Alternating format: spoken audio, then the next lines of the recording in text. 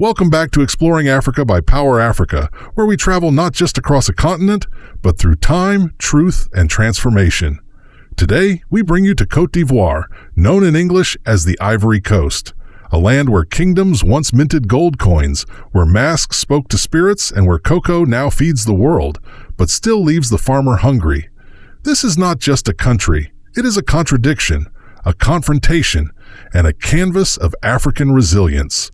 Côte d'Ivoire lies in West Africa, bordered by Ghana, Burkina Faso, Mali, Guinea, and Liberia, with a stunning Atlantic coastline stretching over 500 kilometers.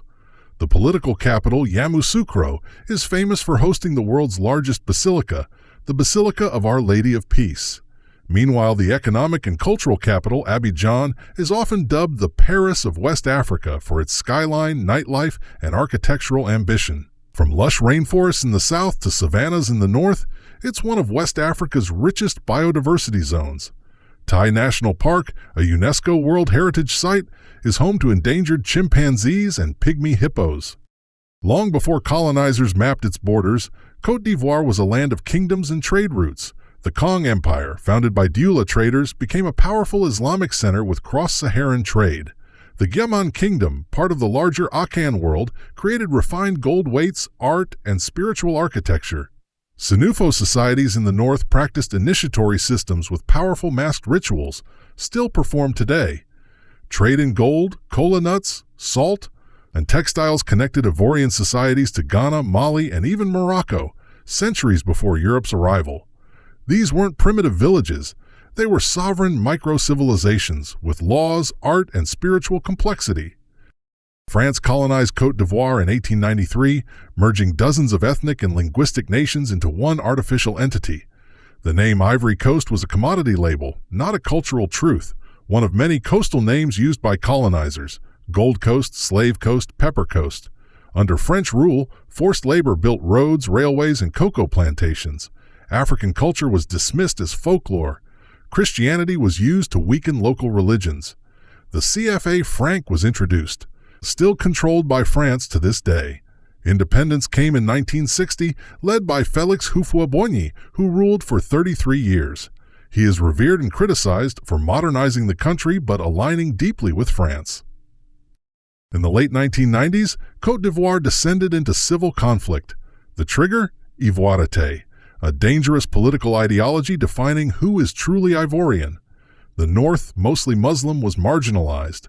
Political violence exploded in 2002 and again in 2010 after a contested election between Laurent Gbagbo and Alassane Ouattara. Over 3,000 lives were lost, foreign troops intervened, Gbagbo was arrested and tried in The Hague, later acquitted. Today, the country is recovering, but ethnic tensions, political distrust, and neo-colonial influence remain under the surface. Ivorian culture is a symphony of diversity, from Zouglou, a genre of protest and satire, to the energetic coupé décalé, born in exile in France and reborn in Abidjan, the Zaouli mask dance, an ancestral rite turned viral global art form. Ivorian cuisine like garba, atieke with fried tuna, kedjenu, stew, and fufu are meals infused with history and community. Faith. Islam and Christianity thrive, but so do animist traditions, where the forest still whispers and masks still speak. As one Ivorian proverb says, "He who does not know where he is going should at least know where he came from." Côte d'Ivoire produces over 40% of the world's cocoa, but the average cocoa farmer earns less than $1 per day, while most chocolate profits go to Europe.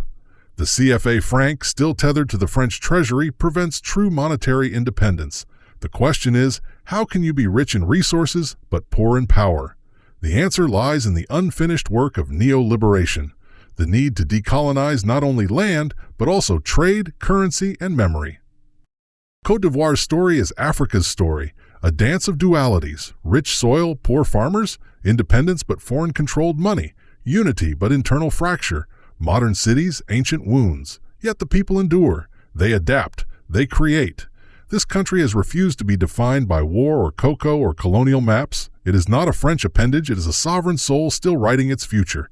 As we say at PowerAfrika, liberation is not an event, it is a process, a philosophy, a posture of spirit. This is Côte d'Ivoire, bold, beautiful, unfinished.